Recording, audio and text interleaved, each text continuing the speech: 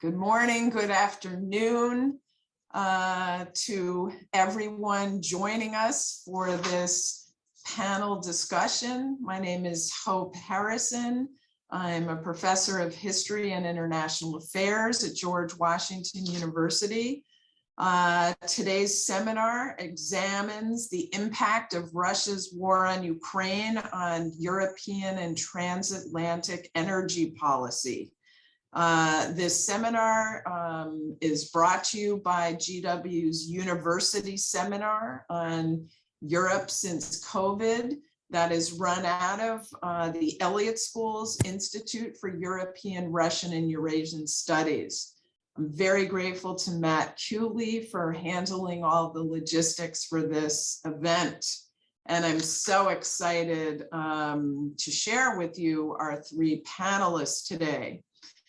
When I decided to put this event together a few weeks ago, it was already obvious then that, of course, energy plays a major role in what's going on in Russia's war on Ukraine, because, of course, every ruble or euro they get for oil and gas and coal, they can use to fund their war on Ukraine, which of course began on February 24th of this year. The latest version of it began then. Of course, it really started back in 2014 with Russia's annexation of Crimea and the beginning of fighting in eastern Ukraine in the Donbass. But lately, the issue of energy security has become even more obviously important. The G7 met on Sunday and decided to ban or phase out imports of Russian oil. It's been much harder to come to an agreement on gas because countries in the EU, especially Germany, are much more dependent upon Russian gas, but they are working on that as well. Just this morning, Ukraine shut down one gas transit pipeline for gas coming from Russia through Luhansk and on to the EU. That's about a third of the gas that comes from Russia to the EU. So the panel today is particularly timely. I'm going to introduce all three of our panelists to you, and then we will hear from each of them for about 12 or 13 minutes each.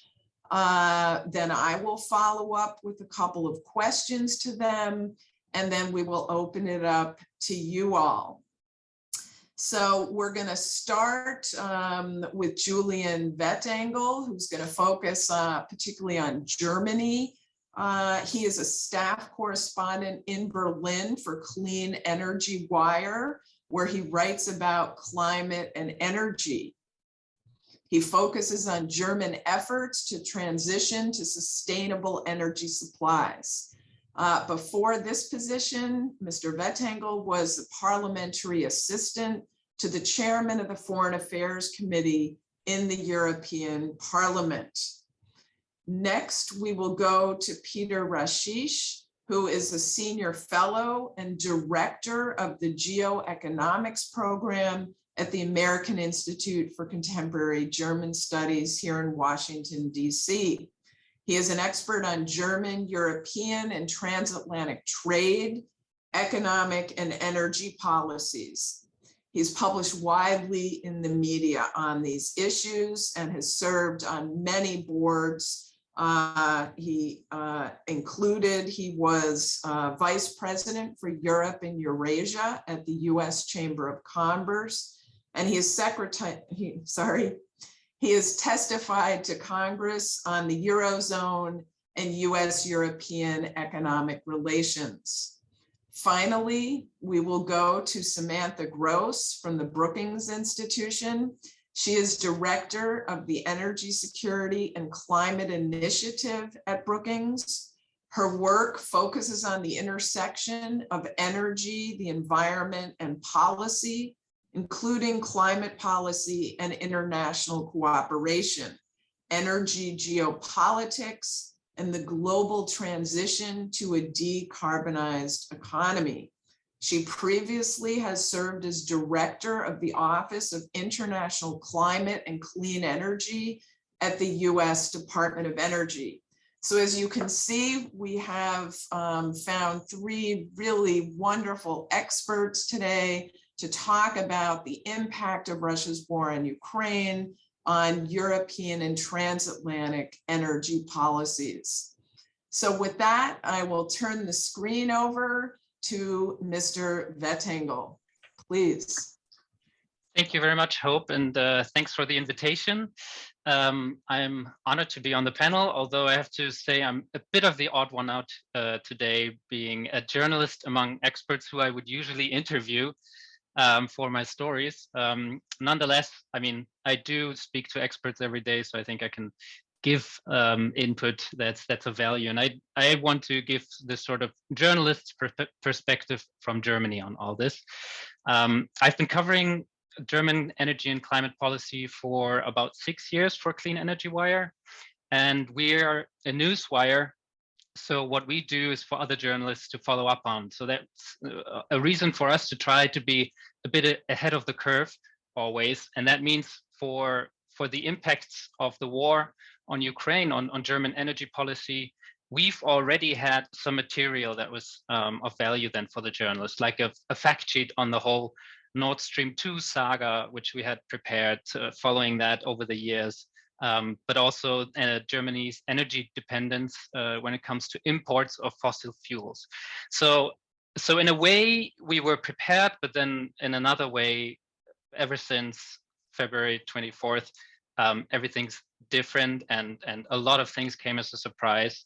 And you really felt that the experts suddenly didn't have immediate responses to your questions anymore, because a lot of it is, you know, we're going into the unknown. So I guess due to horrible reasons, but I have to say it's a very interesting time for an energy and climate journalist to work here in Germany, but also across the pond, I guess.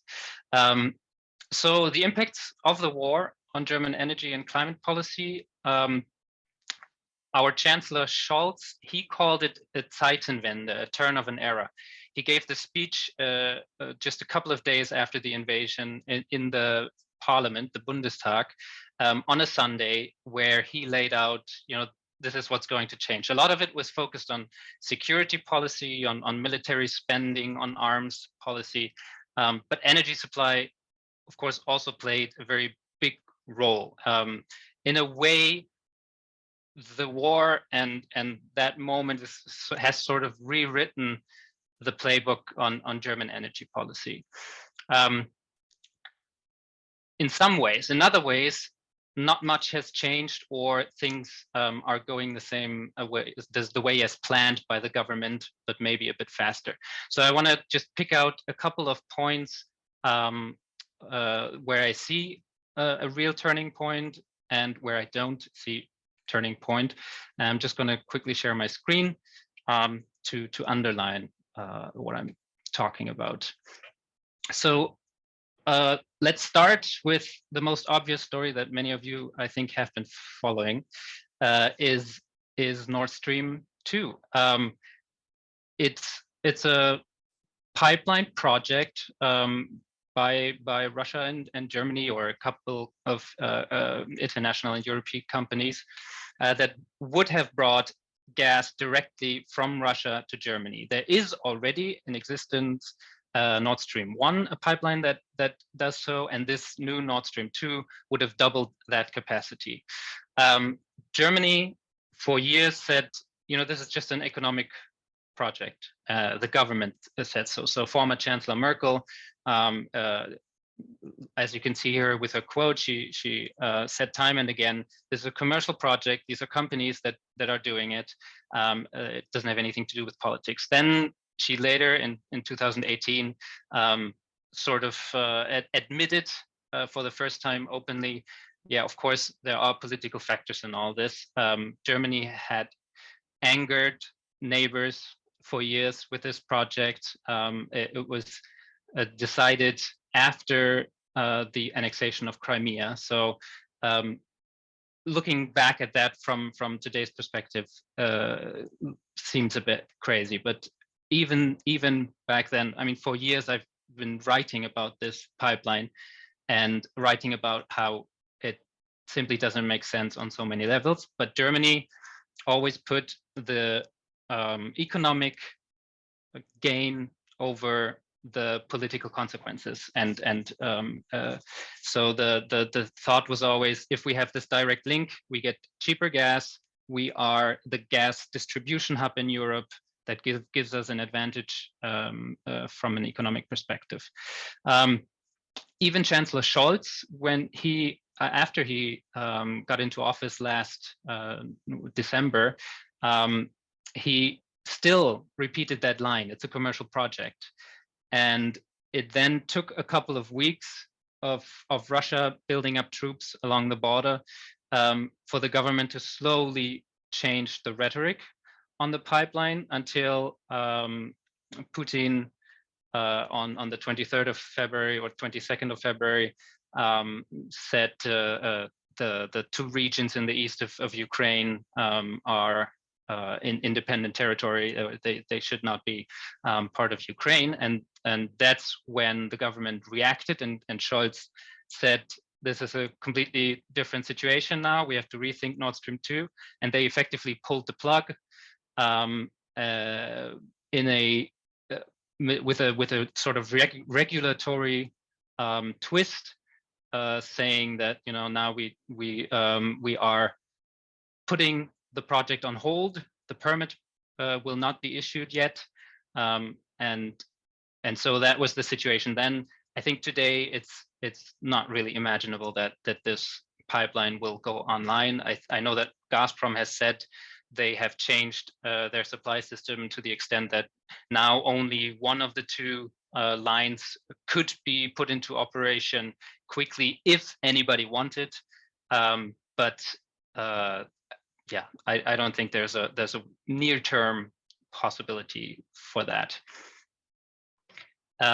And then another turning point, or where the situation is a turning point, and you can really put an exclamation mark behind that, is the whole energy supply landscape for Germany. You can see here the extent to which Germany last year was dependent on Russian imports of fossil fuels.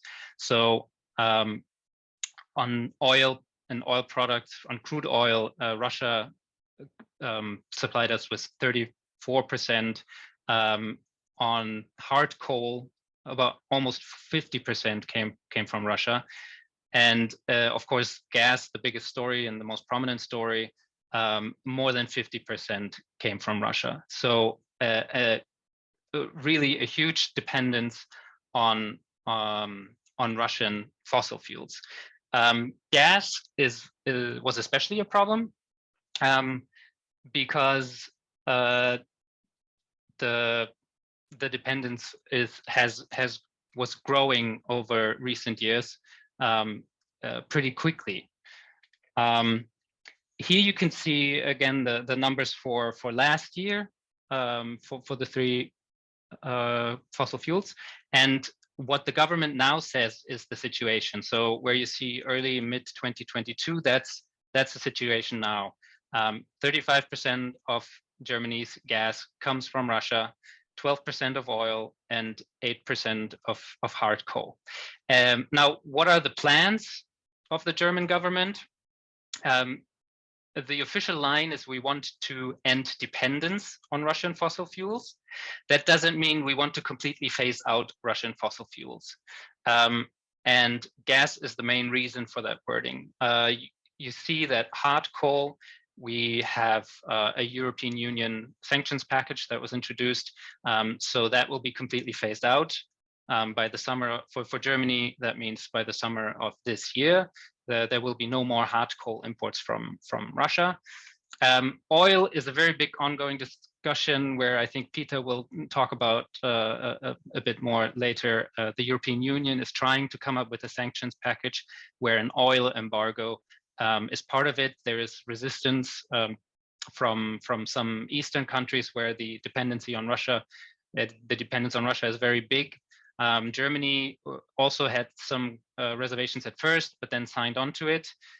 So we'll see what the next couple of days bring in terms of an oil embargo introduced by the European Union. But Germany has already decided that it wants to end the oil imports. It's difficult because you have pipelines that go directly into refineries in the east of the country, which are solely supplied, have been solely supplied from Russia. So you need new ways to get oil there, either with the tankers from the Baltic Sea, or with trains carrying the stuff from the west to the east. It's a huge conversion, so that's going to take some time. But Germany says it hopes to be independent or fully phase out Russian oil in the second half of this year. You mentioned the G7 decision.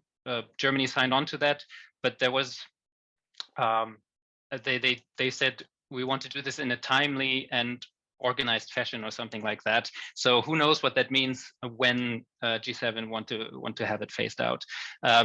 I think the deciding factor here are EU embargoes and government decisions, and the EU embargo, we have to wait for that, what that means. The plans on the table speak of a 6-month transition period, so that would bring us into the end of this year where European countries would phase it out. But like I said, that still has to be decided. And then in terms of gas, maybe this journalistic perspective, gas has always been talked about as a bridging technology for Germany. The government wanted to have it as a bridge while it phased in renewables. So for all the times when the wind doesn't blow, the sun doesn't shine, storage is not enough, and then you need some other capacity. You don't want to use coal, and Germany doesn't plans to phase out nuclear by the end of the year. So the alternative is have gas power plants which only are turned on for those moments when you need them. That could be, a week with very little sun and very little wind. It could just be a couple of hours where it's needed. But the idea is that they would be used less and less. And in the future, they would only be used with renewables gas, so hydrogen that you would produce from renewable electricity. So this bridge, some say, has basically broken down with the Ukraine war. So now it's questionable, with the gas that we use so direly for our industry, and for heating households. Can we spare that also for electricity? So as this bridge, I think that's a question that has yet to be answered. And is going to be a big problem if indeed we cut off supplies either from the Russian side or from the European side with an embargo eventually. One word on this graph. So the German agency BAFA had published a breakdown of countries from which Germany imports gas, and until 2015 they did so divided by country, and then they started not to do that anymore, and it was just, this is the amount Germany imports, but we won't tell you from which country due to data privacy reasons. So apparently there were too few companies that imported, that from the data you would derive too much information about sensitive company information, and that would give others a competitive edge, and so they had to stop that. That was something I was always complaining about when doing our graphs on import dependency and updating that fact sheet. But my mistake was to not dive into that more. So asking the question, how can it be, we discussed it in the newsroom, how can it be that a number like that is not openly available? Like how much of our gas comes from Russia? How is that possible? But writing that story and asking the government again and again would have been my job, which in hindsight I didn't do to the extent I should have. So that brought us from about 35 to 40% in the years 2015 to the 55% we had last year, without the public noticing. Energy companies, they have other data that they can then derive that percentage from, but the public didn't have that. But one thing where I think the war isn't a turning point, and that's the last thing now I want to talk about, is Germany's energy transition and renewables push. It doesn't change the direction of that. So Germany wants to be and wanted to be climate neutral by 2045. That was decided last year. And I think it was last year with the pandemic. I mean, years just blur into one. But that was decided, and the government decided we need to quickly ramp up the wind and solar power to basically transform Germany's, not just the power and energy industry sectors, but transport and heating and everything. So what the government argues now is we need to do that even faster. So in his Zeitenwende speech in the Bundestag in February, Scholz said a responsible forward-looking energy policy is not only crucial for our economy and our climate, but also crucial for our security. Therefore, the faster we push ahead with the expansion of renewable energies, the better. And that has been the argument of ministers and those responsible since then. We will have to see if that's actually the case. There's also the fear that because you can't use gas for power production, coal plants will be used much more, especially in the short term. That pushes up emissions. So the question of whether the war speeds up the energy transition, I think, is an interesting one to keep following in the coming months. And then the second quote is from Christian Lindner, the finance minister of Germany. He's from the pro-business FDP. And he says, renewable energies free us from dependencies. Renewable energies are therefore freedom energies. We bet on freedom energies. So this term freedom energies is sort of the go-to term now for anyone who, the liberal party in Germany is the pro-business party. So they have now found their way to make renewable energy like a really good thing. It's good for business, and now it's also securing our freedom. I remember when I was in the US for research that I did on natural gas production and on LNG exports to Europe 2 years ago, and I was in DC actually talking to Samantha about all this. I remember that was a time when the US sold, the US government under Trump back then sold its gas, its fracking gas, as freedom gas. So it would bring freedom to Europe of all the dependence on Russia. So it's coming back to haunt us, sort of. Now German government is very much embracing that idea. So yeah, I think that's pretty much the idea. We're speeding up the energy transition is the if you want the hopeful effect of the war in Ukraine. And here's just a little bit about what the German government wants to do. They want to have a 100% renewable power supply by 2035. You see on the right side, the top graph shows the power supply and renewables, the yellow on the right, we're at 40% at the moment. So there's a lot to do also because we will need more electricity in the future. So it's a massive task. And I'll say, I mean, I wouldn't bet on Germany reaching its renewables targets. It's a huge challenge. We need the workforce, you need the materials. The whole world is moving to renewables, so they are increasingly rare. So we'll see how that turns out. But I think I'll leave it at that, and happy to answer any questions you have. Thank you so much, Julian. You know, you mentioned Germany stopped in 2015 publishing country-specific data on gas imports. I think it's not coincidental that that was the year after Russia annexed Crimea. So it became less convenient. I know. I think it was sort of coincidental, and I think it really has to do with these data privacy reasons. There must have been a company that fell out of the supply system, and so it was down to too few companies. That's how I understood it at the time. So yeah. But in retrospect, that stands out. Thank you so much, Julian.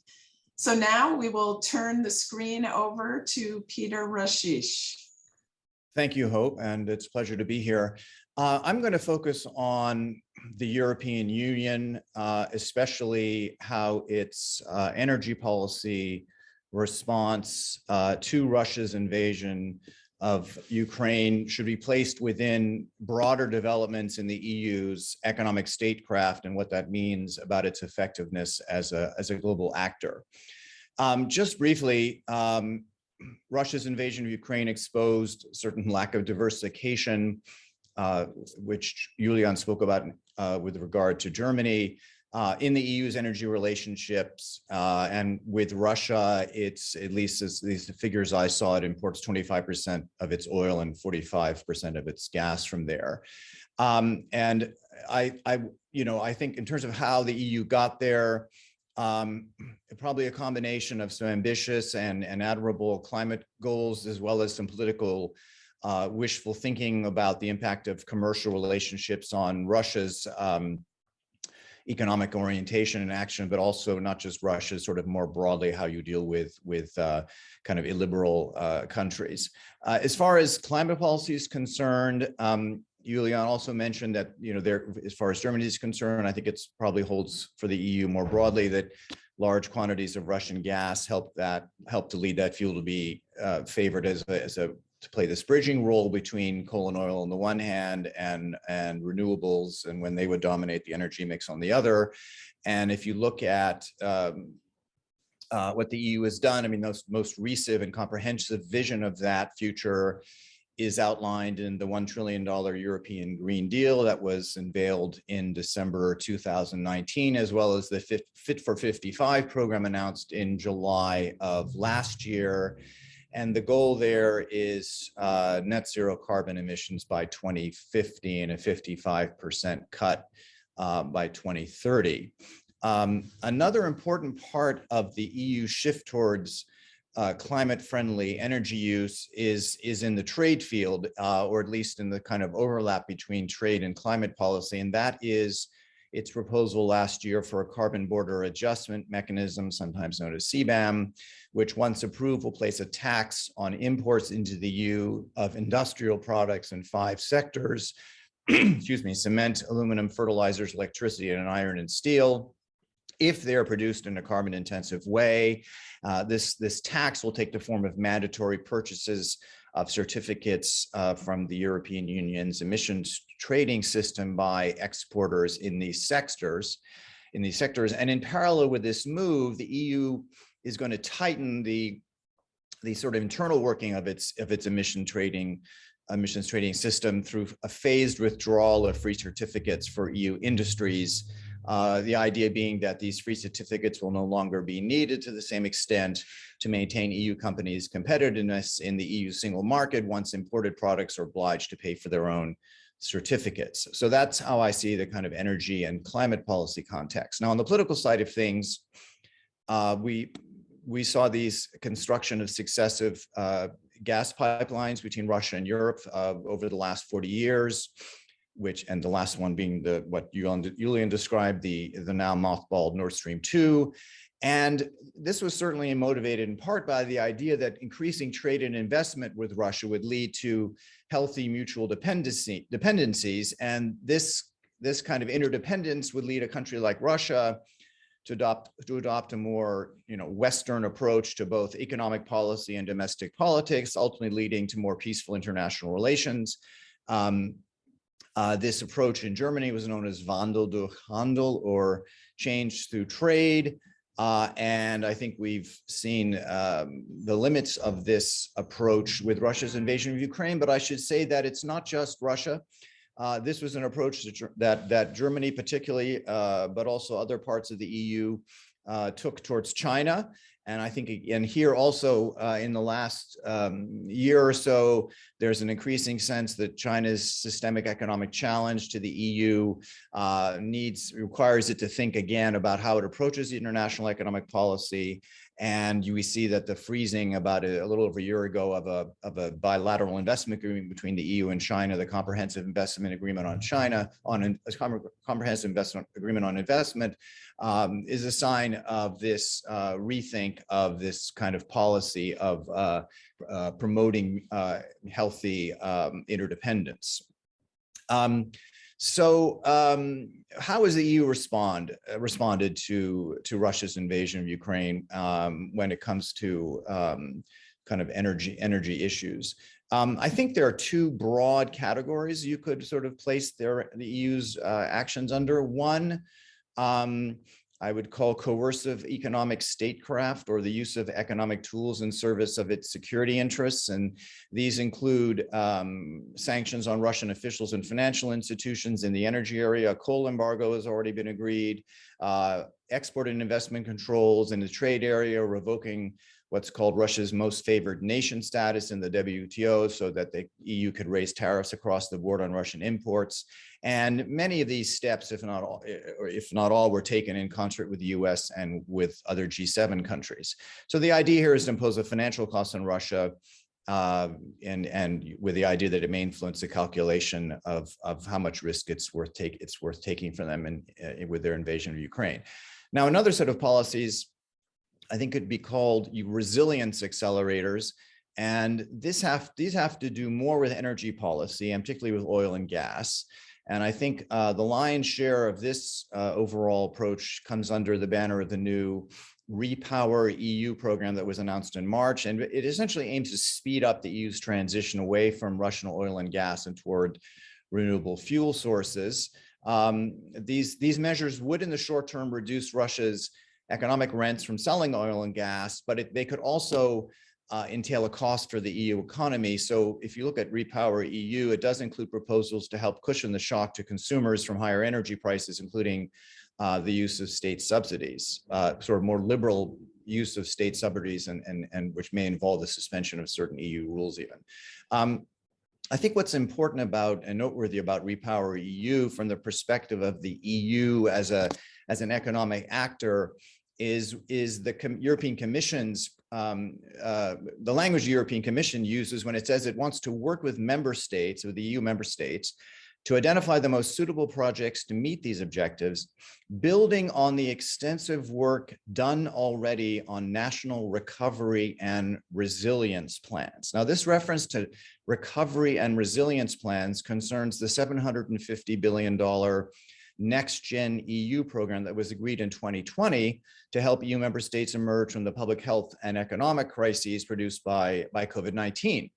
And I think it's fair to say that Next Gen EU is a historic step in the direction of greater EU integration, in that it empowers the European Commission to borrow on the capital markets on behalf of the member states, and to distribute these funds not only as loans that have to be paid back may be paid back according to certain criteria, but as grants as well as the member states. And this creates, if it's successful, it'll create a shared economic destiny among the member states that is really, to my mind, only matched by the creation of the single market in the early 90s and the euro a bit later. Now, there's been a debate in the EU about whether Next Gen EU should be seen as a one-off or whether it's really can be seen as a harbinger of more European integration to come. And with Russia's invasion of Ukraine, I would say that this debate has intensified a bit, and I think there's more focus on whether the Next Gen EU is a model also for the energy sector and also a model for how the EU should finance the Repower EU program that I outlined. In response, that is their sort of resilience or response to Russia's invasion of Ukraine. And if it does end up that the Next Gen EU model of the Commission borrowing to make loans to the members, to make grants to the member states is applied to the energy sector, I think that would mark an important departure for the role of energy policy in driving EU integration. I mean, right now, energy is what's called in the EU a mixed competence area. The member states have some responsibility when it comes to markets mainly, and the EU has responsibility when it comes to more on the security side of things. But if the European Commission were empowered to borrow and finance to support the member states' energy resilience after Russia's invasion of Ukraine, I would say that energy policy would become de facto one of the leading drivers of European integration in a way that the response to the COVID crisis has been. Julian mentioned the oil embargo that's being debated right now. So let me close with a few observations about that. And I think it's quite interesting about what it says about sort of how the EU makes decisions and how it acts on the world stage. The original idea that was proposed last week by Commission President Ursula von der Leyen would be to have this oil embargo be applied by all 27 EU states by the end of the year. But Hungary is holding out, and even Slovakia and the Czech Republic have concerns. They've requested extra time, perhaps to the end of 2024 even, so they can upgrade their refineries to be able to handle oil from other sources. What we see is that the EU is approaching the issue of an oil embargo as a foreign policy question. And so if it's a foreign policy question, because of the way the language in the EU treaties, this would require unanimous approval of all member states to move forward. And already you see that Russia's invasion of Ukraine, it's accelerating the debates within the EU. One other way it's accelerating debates is you see more calls for foreign policy also to be decided by majority voting. You saw the Italian Prime Minister Mario Draghi suggest this recently, but I think it's unlikely to happen anytime soon because at least certain member states, continue to jealously guard their sovereignty when it comes to foreign policy. So the question is there another way that would be faster, and I would say kind of would be less of a display of EU disunity than trying to go about it through foreign policy? And I think there is another way, and it's the number of economists have proposed this in the last couple of weeks, and that would be by levying a kind of tax or tariff on imports of Russian oil into the EU. Now, as I mentioned before, the EU has already drawn on trade policy to respond to Russia's invasion of Ukraine by revoking its most favored nation trading status into the WTO. So it's raised tariffs across the board on Russian imports, on imports from Russia. And then in the second step, it used trade policy. And when in April it said that it would go the other way, it would eliminate all tariffs on imports from Ukraine for a year, and that will help increase the competitiveness of Ukrainian imports in the EU. So I think that using a more of a trade approach should also be looked at for when it comes to Russian oil imports. And I think there are a few advantages to doing it this way. It could be a faster way to do things. It's possible that the holdouts would be more comfortable with a tariff, which could be adjusted over time rather than with an embargo from day one.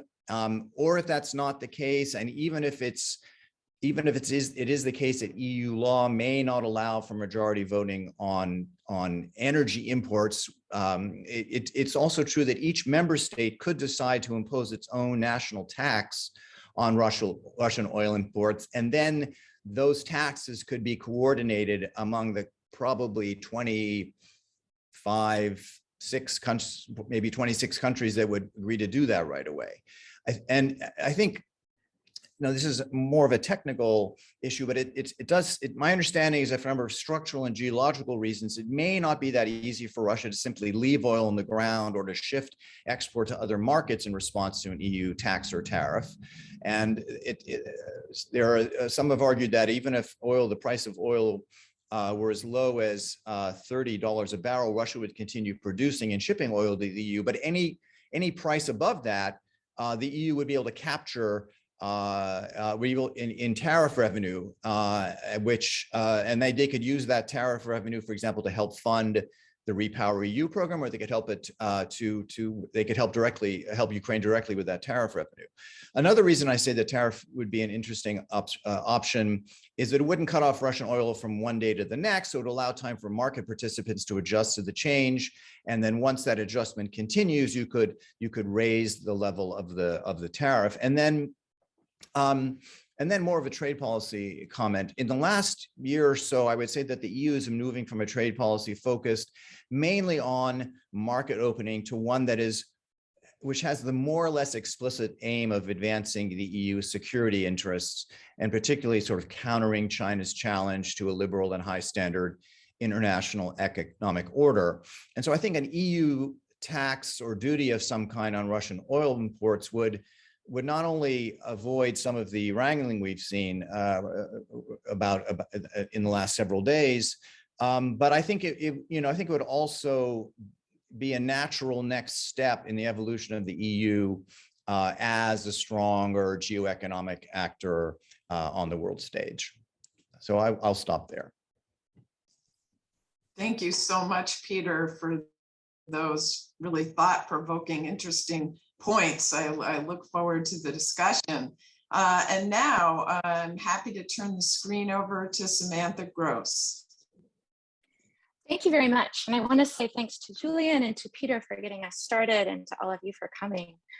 I'm going to spend my time spreading out the lens a little bit. I'll first talk about the global natural gas crisis that's been precipitated from all this, move on to talk about oil, and then I'd like to close by talking a little bit about the chess game that all this has set up between the rest of the world with sanctions and Russia fighting back against the sanctions, and some of the ways that this might turn out and some of the parameters around this game that's being played.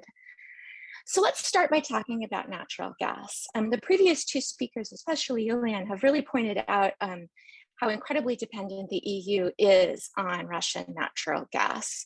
Part of this is because Europe's own native natural gas consumption has been falling at a much faster rate than they've been making it up with renewables and other forms of green energy. And so there's been some natural shift towards that Russian dependence, but it just definitely turned out, unfortunately, for EU consumers. But what we're seeing today is really the first global natural gas crisis. You think back to the issues of the 70s or Iraq's invasion of Kuwait, and those there were global oil crises. This is the first time we've ever seen a gas crisis spread widely. And the reason why is that LNG, liquefied natural gas, has become much more widely used. There are many more facilities to both produce the gas and to turn it back into gas when it comes off the ship. And so we're seeing a situation where this isn't just Europe's gas price crisis, this is becoming a gas crisis in other parts of the world too. I mean, I have to point out that the gas crisis in Europe didn't start on February 24th. It actually started back in the fall when Gazprom was, in retrospect, certainly trying to soften up the Europeans by withholding supply, not filling seasonal storage for the winter, and setting up very high natural gas prices in Europe starting in about October. So this isn't new in February. But already at that time, we saw LNG tankers that were headed towards Asia quite literally turn around on the ocean and come back and go to Europe because the demand was so high and prices reflected that demand. Here in the United States, New England also relies on LNG for part of its gas supply. There's inadequate pipeline supply up to New York and the rest of New England, Massachusetts. And so they bring in LNG. And so I would expect to see over the summer with electricity generation moving into the fall when we're thinking more about heating, very high prices for both power and natural gas in New England here in the United States, even though in general, US natural gas prices are much lower than we see in Europe and in Asia. You're seeing a real pull for the US to produce more natural gas to help this situation. The trick is that we're doing everything we can. The LNG facilities that we have here in the United States are going absolutely full bore. And not because President Biden went to them and asked them to, but because prices are very, very high. And so they're reacting to a commercial situation and liquefying and exporting every molecule of natural gas that from an engineering basis they can, because there's money in it. This is kind of how markets work and why you don't necessarily need President Biden to go down and jawbone them to make this happen. But this is just really unusual, again, that we're seeing a global natural gas crisis. This is entirely new, certainly the first I've ever seen, and it's because of the connectedness that LNG supply has brought. So let's take a minute and talk about oil. We're all seeing that as every time we go and fill up our tanks. I admit that I do this for a living. I kind of laugh about people complaining about gasoline prices, but I went to fill up my friend's car when I was visiting California the other day and nearly had a heart attack. So I'm with all of you at being frustrated at expensive gasoline. But again, we've seen some Russian oil off the market, not because it's embargoed, except for a couple countries, particularly the United States, but we don't import much anyway, it's more symbolic.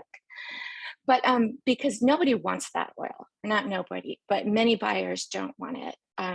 It's hard to get shippers, tankers to carry it. It's difficult to insure those tankers if you can find them. We've even seen instances of oil tankers carrying Russian crude oil, turning off their transponders, which is illegal but happens, to hide where they're coming and going from as they're carrying Russian oil. And so we've already seen a couple million barrels a day-ish off the market, and we're already seeing what that's doing to global oil prices and then to US and fuel prices in other places. But we're hearing this talk now about the EU potentially embargoing Russian oil. And that's about another 4.5 million barrels per day in total. Not all that would come off right away, but it's a lot of oil in 100 million barrel a day market. That's some pretty easy math for everyone.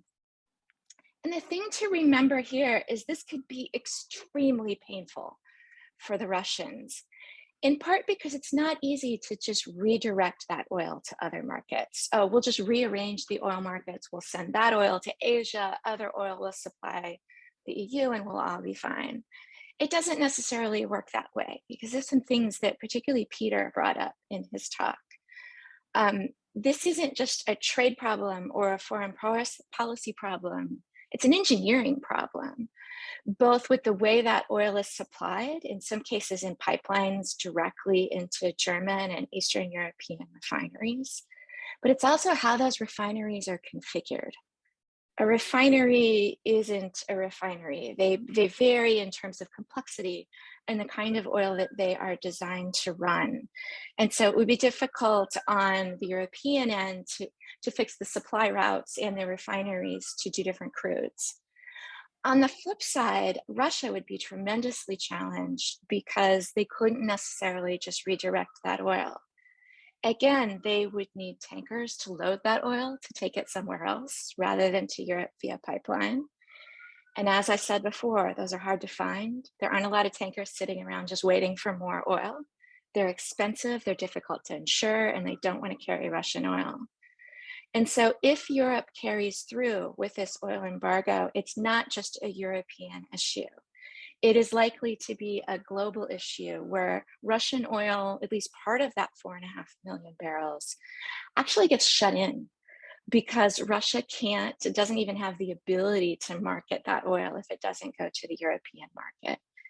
And so I am all for any way that we can find to stop funding the Russian oil machine, the Russian war machine, pardon me, and to put a stop to what's happening. It's horrifying. But we have to realize that this isn't just pain for Europe, it's going to be global, and we all need to be prepared for that. And as I see the news about the talks about the potential oil embargo, the talks about, Eastern Europe lagging behind, Hungary lagging behind for some political reasons, I feel like we're all looking at this with a certain sense of detachment that we perhaps shouldn't be, because this, if it goes through and as it phases in, we're going to feel this too. And it may be worth it as our contribution to ending the war in Ukraine, but we do have to remember that this involves us as well. And so I'd like to finish my remarks by, I think all the speakers, and I've alluded to it a little too, this is a little bit of a game between Europe and oil and gas buyers and the Russians. I mean, we're all kind of playing a game of chess with the Western world trying to discourage Russia's war efforts, and with Russia trying to fight back when he has the opportunity. And I think it's interesting to talk about what might happen next and sort of where the at least slight advantages are on either side. With respect to gas, for some of the reasons we talked about earlier, Russia has a bit of an upper hand here. And I am actually somewhat concerned about Russia pulling back on gas supply to Europe in retaliation for all the crippling sanctions that they're suffering in various parts of their economy. Russia has already cut gas supply to Poland and Bulgaria. This is largely symbolic, honestly. Poland has been working really hard, unlike some other countries, to pull away from Russian gas supply, and so is better equipped to deal with the disruption. Ostensibly, this is because Poland and Bulgaria refuse to pay for their gas in rubles, as Russia has demanded. But they've demanded that of all of Europe. And they could, in my mind, pull back Russian gas supply to Europe. Russia makes a lot more money off of oil than it does off of gas, which makes it painful but less painful. And Russia and the Europeans, I think, are more dependent on Russian gas than the Russians are on them. And so I think this may be slight advantage Russia in terms of manipulating gas supply. And this worries me, frankly. And you saw Russia's demand for payment in rubles as sort of, an initial play in this game. And I think this is important to watch. I wouldn't put it past them, frankly. The oil side, I think, swings the other direction and maybe slightly advantage Europe and advantage the Western world. Russia makes about 3 times the revenue off of oil as it does off of gas, at least pre-war. And oil, it's difficult for the reasons I talked about before, but it is more fungible, more replaceable, less so for Eastern Europe, but it is certainly easier to move around and replace than natural gas is. It's a more global market, it's more fungible. And this would be terrible for Russia from a revenue point of view. And also because when you think about shutting in production, shutting production down because you can't sell it, it's not turning a spigot off and on. Oh, we can't sell this right now, so we'll just turn the spigot off. We'll turn it back on later, no problem. This is actually difficult to do. It can be expensive to restart that production. And in some cases, you may actually damage the reservoir and not be able to regain production at its previous level if you shut it down. And so the idea of Russia needing to shut in production is very painful for them, not just in terms of current revenue, but in terms of what they're able to do in the future. And so if they get to the point where they have to shut down some of their oil production that has supplied Europe, that is very painful indeed. And so I would give Europe a slight advantage on the oil side, even though, as we said before, it's painful for everyone. And so I think I'd like to wrap my comments by just talking about something that it amazes me that Russia has taken this step. Clearly it's done for other reasons, but Russia was already facing challenges with its economy because it is so dependent on fossil fuel revenues, oil, gas, and even coal. And Russia was set to suffer as we go through an energy transition away from these fossil fuels. This was going to be a difficult transition for them to figure out how to rework their economy and how to maintain a vibrant economy in light of these changes in their most important export products. Now they've made the situation worse. Now we're at this point where the other parts of their economy are in terrible shape because of the sanctions. And you also see the world preferentially eliminating Russian oil, gas, and coal, rather than at least them sort of participating in the phase down like everyone else. And so they have taken this difficult problem they were already going to have and made it worse and sooner. I suppose this wasn't on President Putin's mind when he decided to do what he's done, or other ideas won out. But the Russian energy economy is in real trouble. It was already going to be moving forward, but it's in a lot more trouble now. And so that's something that we can think of going forward as you talk about President Biden stating goals of weakening and isolating Russia. Without anything else happen, they have weakened and isolated themselves by bringing forward the effect of the energy transition on them. And I think I'll leave it at that, but I look forward to questions. Thank you so much for 3 really wonderful presentations. I'm going to follow up with one question, but I encourage those of you listening to type a question into the chat, and then I'll take those. So my question to all of you, and I guess I'll start with Samantha. As I mentioned at the beginning in my introduction today, just this morning, Ukraine stopped Russian gas transit to the EU via Luhansk, saying that with the war, Russia was interfering. The Ukrainians couldn't take good care of these sites of the gas pipeline, and so they were shutting it down. So my question is, how significant is this? And is this a portent of other things to come?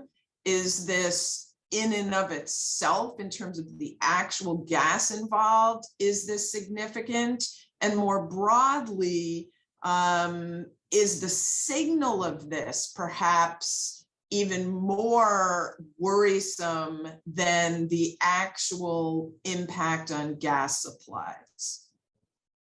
Yeah, I'll take that one to start. I'm actually not super concerned about this, both because of the amount of gas involved and also because of who's doing the shutting down.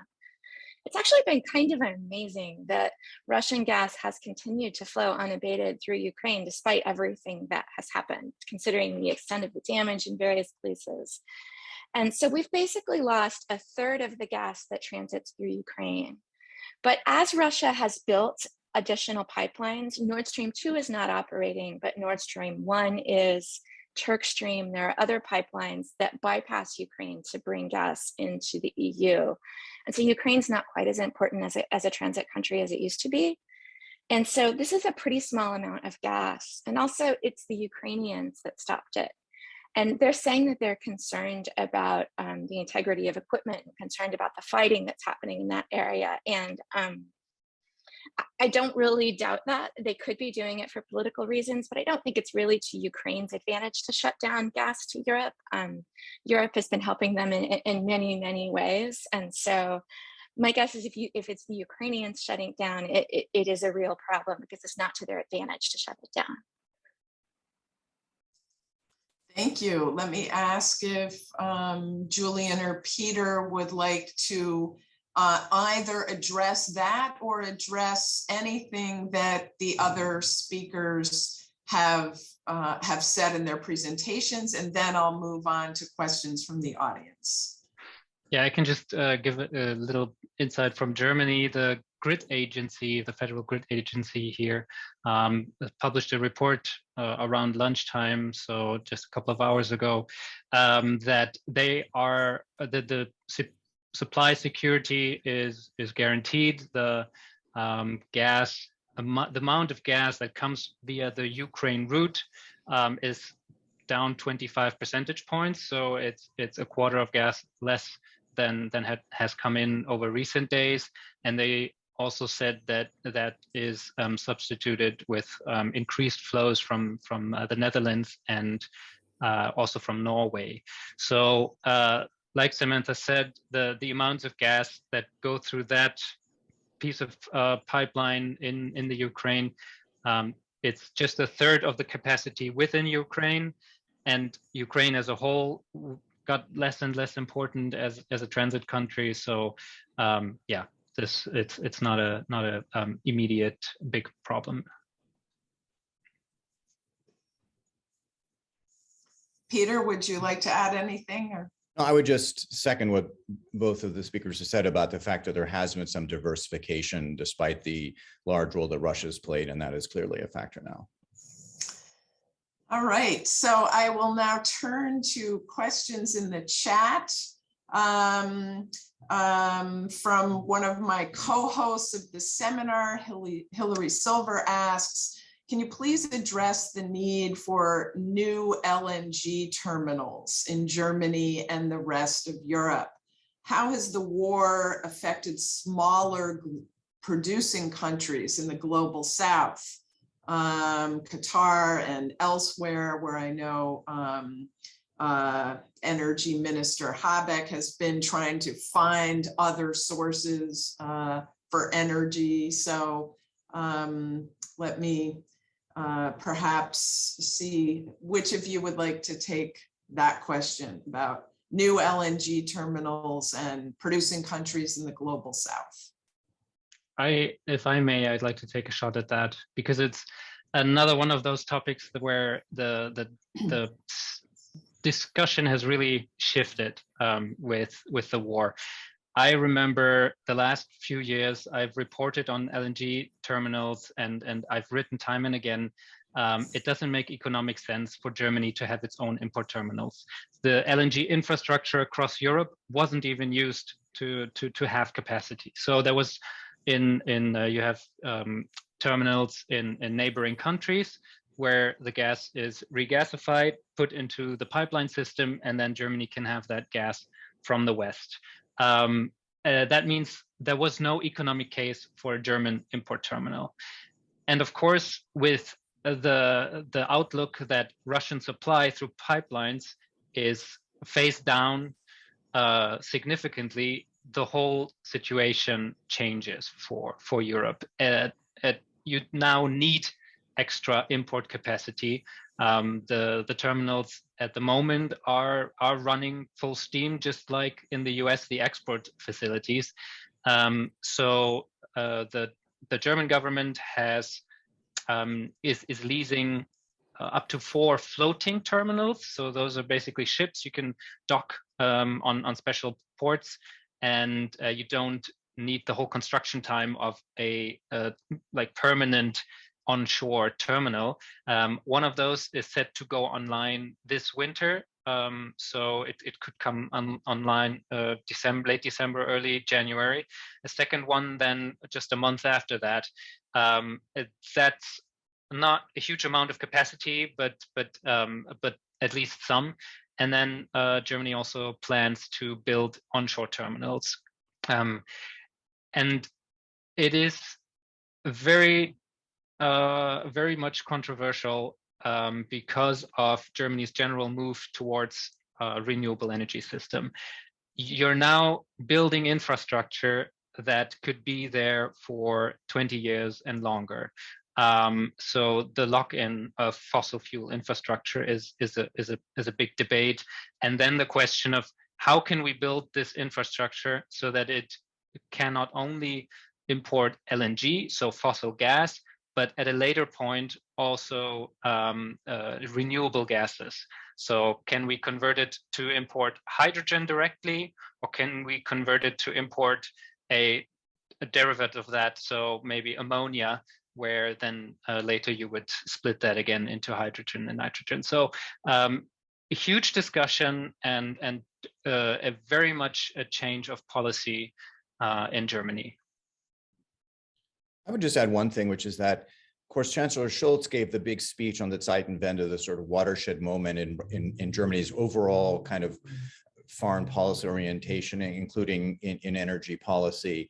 But I think it's also interesting the role of the Vice Chancellor and the Minister of Economics and Climate Action, Robert Habeck, because he, in a more kind of granular sort of bottom-up way, has been, I think, been very good at finding narratives to explain to the German people what this is all about, how there's going to be ups and downs. We have to keep in mind the long-term goal, but also be a little bit flexible in the short run. And I think that, again, I spoke a little bit about how energy policy may be affecting sort of how the EU, acts and talks about it. So, but I think that the Vice Chancellor has found a way to not only to address the actual challenges of energy policy, but also to speak in a somewhat new way to the German people that they're not used to hearing from their politicians, and in a way that seems to be successful kind of beyond just Green Party voters.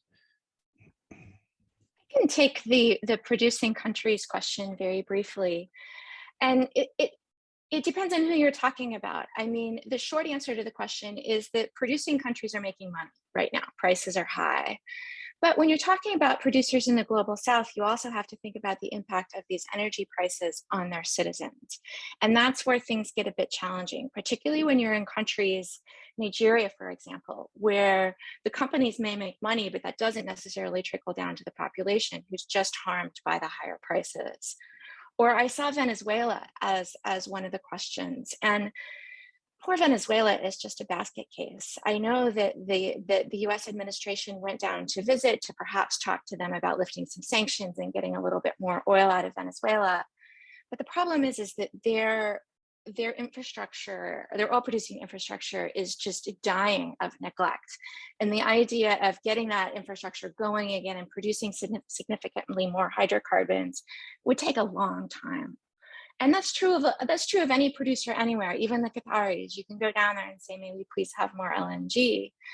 But it's difficult for them to produce more LNG in the short term. The question is, can you redirect what there is? Because in the short term, there aren't really spigots you can turn. And so it's good for the producers of this, but can be very harmful to the citizens of these countries who are paying higher energy prices.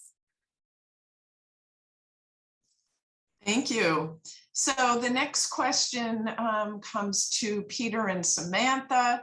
Do you think that the EU should now form a common energy policy, or at least a set of binding rules for dealing with external partners? Would that make the EU a more relevant actor internationally?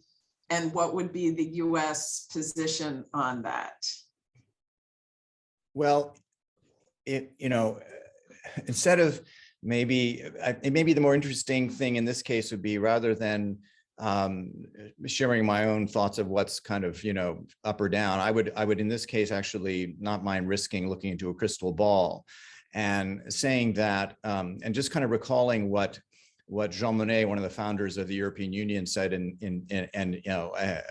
he was also instrumental in the first real move towards a united Europe, which interestingly enough involved coal as well as steel.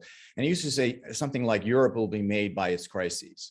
And so when I just look at the history of European integration, and I think the COVID-19 has been a really interesting kind of lesson in how Europe is built from its crises. If I look at that experience, even though this crisis provoked by Russia, this energy crisis provoked by Russia's invasion of Ukraine is coming really soon after the COVID crisis, if I look at the history of European integration, I say to myself, I would not be surprised if energy policy becomes one of the areas where there is a more united approach.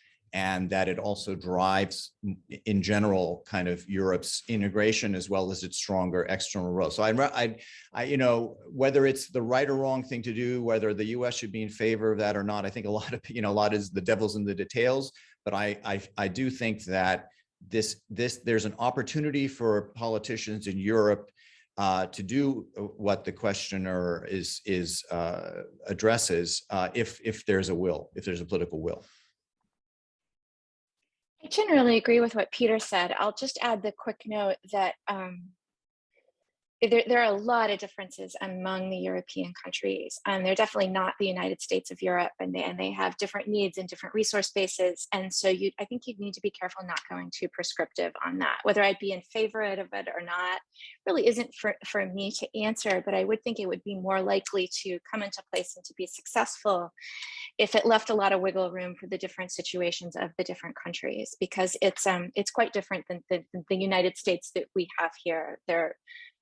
The situations of the various member states are quite different, and you have to take that into account. All right, the next question is finding an alternative to Nord Stream 2. Is the Nabucco pipeline from the Middle East through Turkey to Europe viable as a feasible alternative?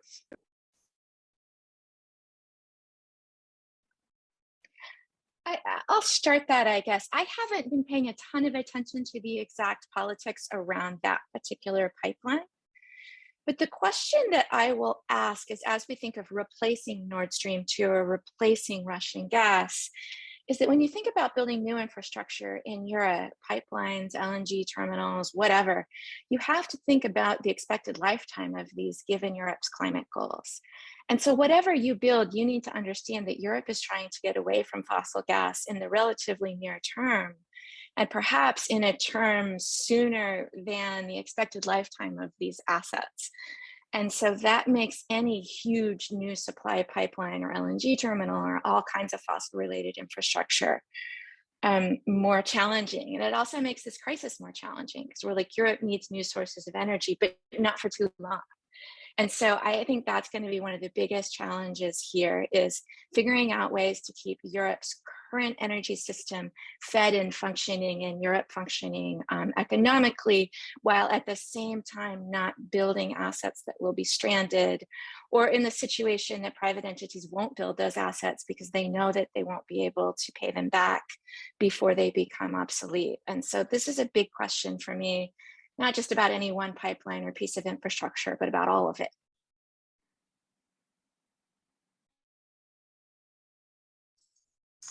The next question, I guess, would start with Julian, and it has to do with Germany shutting down nuclear power.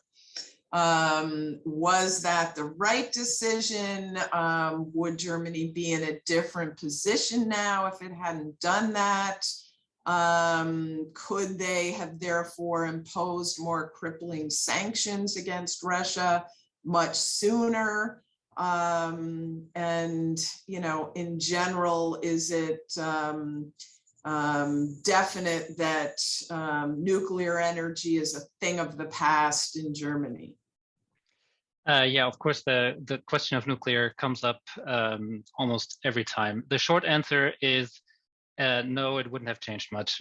So when you look at what we use the fossil fuel imports from Russia for, it's for gas, mostly for heating and for industry. So not the power sector.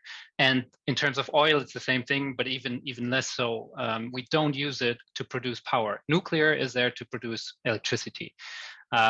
So Germany wouldn't have been in a different position in terms of sanctions and openness to sanctions. There is an active debate about prolonging nuclear, which, because of the reasons I just mentioned, makes sense only to a very small extent, I think. But it is certainly there. And just to give you a bit of background on that, the German government has said it doesn't really make sense to prolong nuclear. So the situation in Germany is that we have 3 nuclear power plants left running at the moment. Last year we had 6, 3 were turned off on the 31st of December, and the last 3 will be turned off by the end of this year. It was a big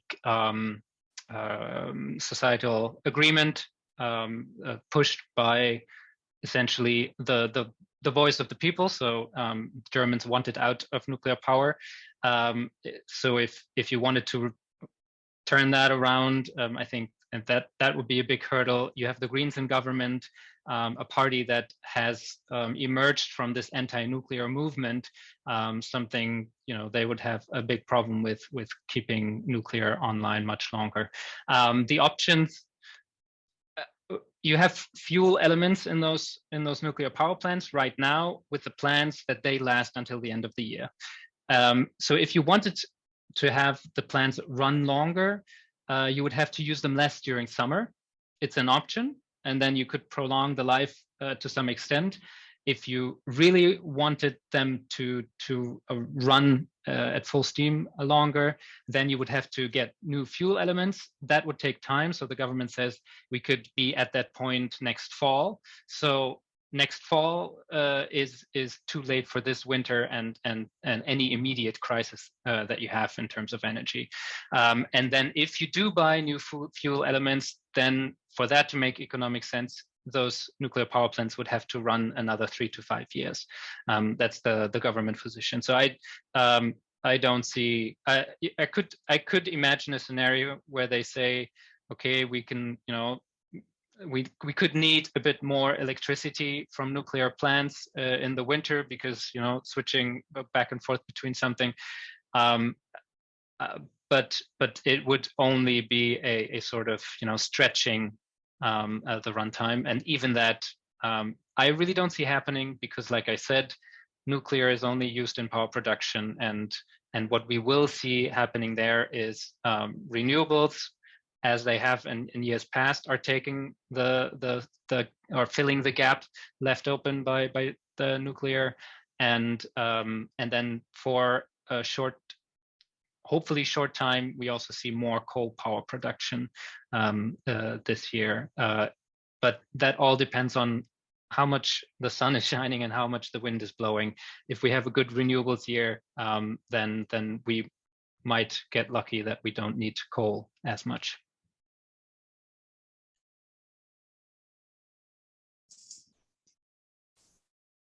Okay. I think Samantha and maybe Peter mentioned the US a little bit. I'd like to bring the US, that sort of transatlantic angle of energy policy into this.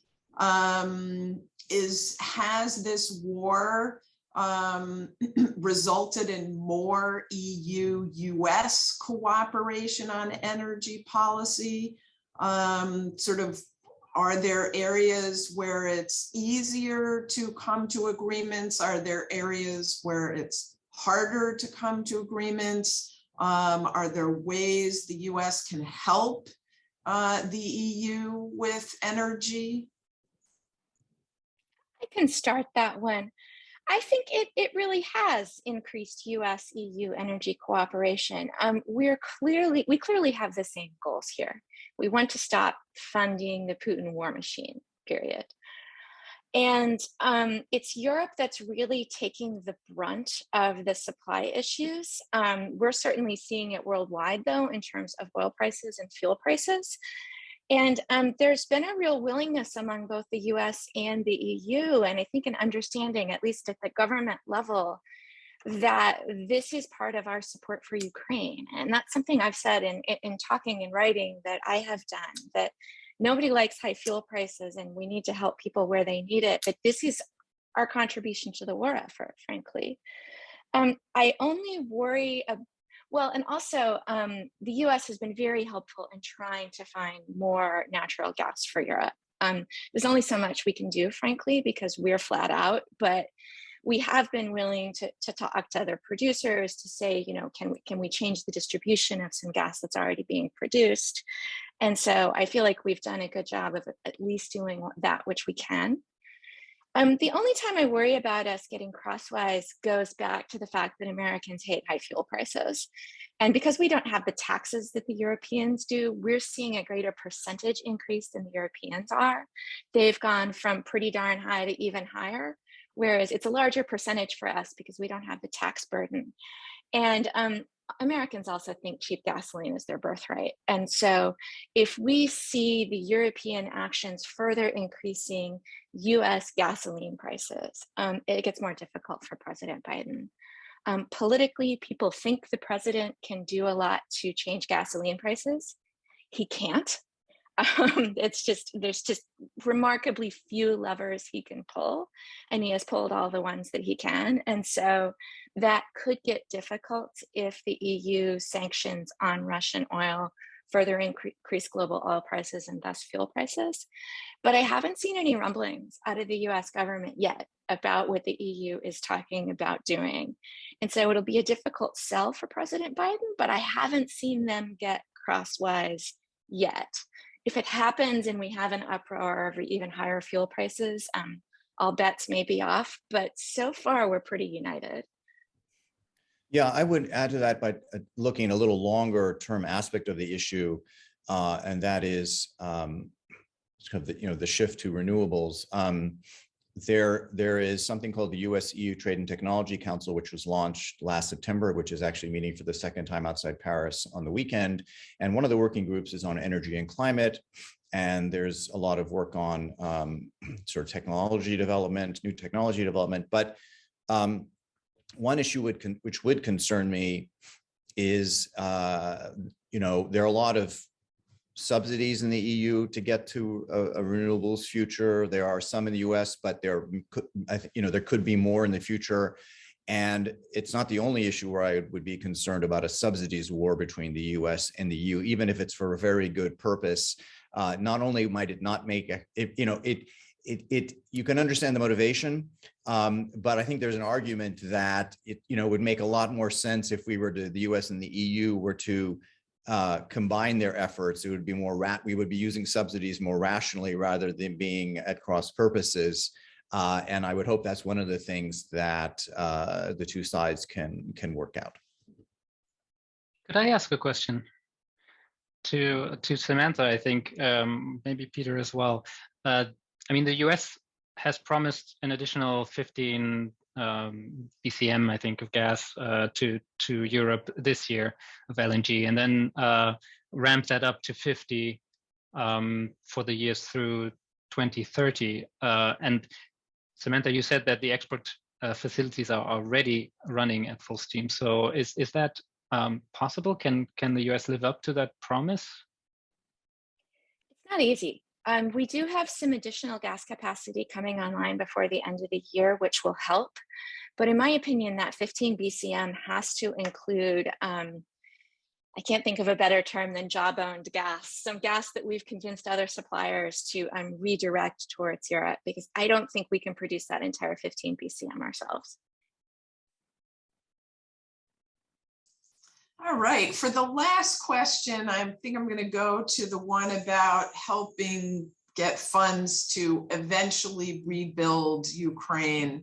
So this is asked, mentioning that Peter talked about EU funds perhaps being used in the future, using funds from energy arrangements to redeploy those funds to eventually tackle the massive reconstruction costs that will be involved when that great day comes that this war is over. Peter, can you say anything about that? Well, it's encouraging to think to that day. I think we all like to do that. I think it's a little early to know kind of politically where the drive would be to take the lead on that. I mean, I think that, again, I would put it in a sort of broader context where sure, it is encouraging for transatlantic unity to see how much Russia's invasion of Ukraine has brought the US and the EU together. But if you look at what was happening before that, we had in the United States 4 years of an administration that was very nationalist in its approach to world affairs. Then we've in a much more benign way. I don't want to put it in the same breath almost, but a much more benign way we've had in the EU increasing discussion about what could be called strategic autonomy, sort of more EU sovereignty in global affairs. And so again, it depends a little bit on what the overall situation is. That will have an effect on sort of how that kind of debate plays out. But it could be that debate about burden sharing, who does what, could be one element in determining sort of what money gets spent by whom and how. So I would say be on the lookout for, or let's hope the US and the EU can avoid any acrimonious burden sharing discussions, and that the political situation in both places will allow for a kind of level-headed discussion of that. May I add a brief additional comment to that? And that is, if we put tariffs on Russian energy goods, we need to be really careful about who pays those tariffs. I mean, the idea of a tariff is to change the relative competitiveness of products from different places. But if consumers can't switch, then the consumers in that area end up paying the tariff, rather than that tariff damaging the market of the product with that carries the tariff. And so we need to be really careful. I could see instances where you could put tariffs on Russian energy products and it might do some good, but we have to be really careful, particularly, just to use a difficult example, is if there's a tariff on Russian oil and Eastern Europe has no ability to switch, then Eastern European consumers are paying the tariff. And so we don't want to get it to the point where Eastern European fuel consumers are paying for the reconstruction of Ukraine.